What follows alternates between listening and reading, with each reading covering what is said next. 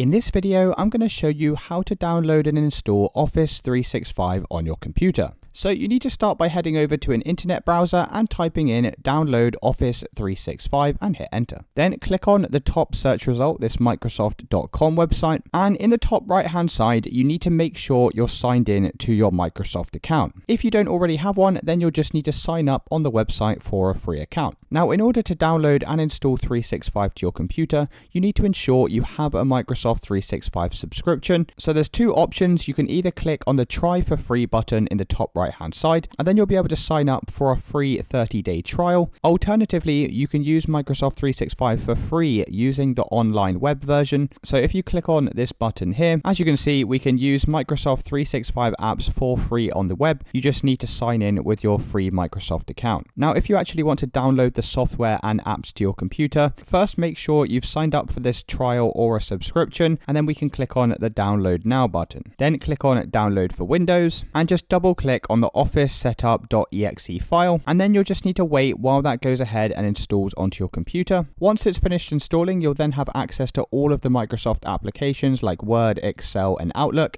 And it's really as simple as that, guys. If you did find this video helpful, then let me know in the comments and I'll see you in the next one.